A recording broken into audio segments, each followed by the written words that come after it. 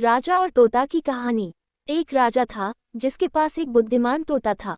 एक बार उस तोता ने महाराज से कहा, मुझे अपने माता और पिताजी के पास जाना है। राजा ने उसकी बात नहीं मानी, लेकिन तोता ने हार नहीं मानी। वह लगातार महाराज से जिद करने लगा कि मुझे माता पिता के पास जाने दें। अंत में राजा ने तोता की बात मान ली और कहा, ठीक है, तुम अपने माता पिता से मिलकर आओ, लेकिन वहां ज्यादा दिन नहीं रुकना। राजा ने तोता को केवल 5 दिन की अनुमति दी और कहा, तुम 5 दिन में अपने परिवार वालों से मिलकर लौट आना। इसके बाद तोता 5 दिन के लिए अपने माता पिता के पास चला गया।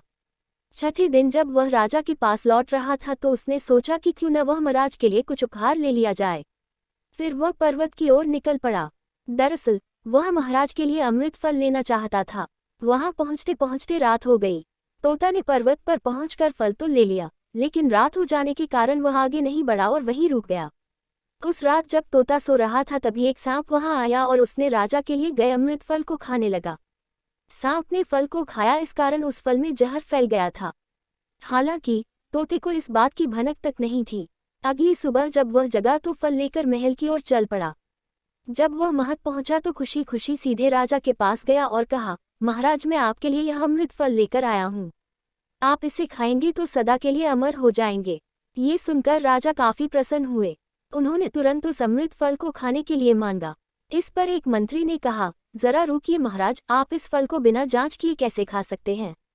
एक बार यह देख तो लीजिए कि तोता द्वारा लाया गया यह अमृत फल सही है या नहीं।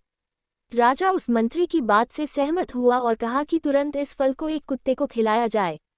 राजा का आदेश पाकर सैनिक ने फल का एक टुकड़ा कुत्ते को खिलाया। फल खाते ही कुत्ते की मौत हो गई। ये देख राजा गुस्से से आग बबूला हो गया। उसने क्रोध में आकर तलवार से तोता के सिर को काट दिया, साथ ही फल को फेंकवा दिया। कुछ साल बाद ठीक उसी स्थान पर एक पौधा निकल आया। ये देख राजा को लगा कि यह उसी जहरीले फल का पौधा है। उसने सभी को आदेश दिया कि उस पेड़ का फल कोई नहीं खाएगा।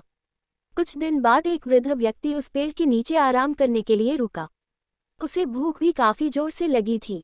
उसने उसी पेड़ से फल तोड़ा और खाने लगा। फल खाने के बाद वह बूढ़ा व्यक्ति एकदम से जवान हो गया। राजा ने जब ये देखा तो वह आश्चर्यचकित रह गया। उसे समझ आ गया कि वह फल जहरीला नहीं था। उससे बहुत बड़ी गलती हो गई। उसने बिना सच्चाई जाने तोता को मार दिया। इसे लेकर उसे काफी पछतावा भी हुआ। इसके लिए वह मन ही मन खुद को कोसने लगा। कहानी से सीख। इस कहानी से हमें ये सीख मिलती है कि हमें कभी भी बिना जांच किए किसी को सजा नहीं देनी चाहिए। धन्यवाद।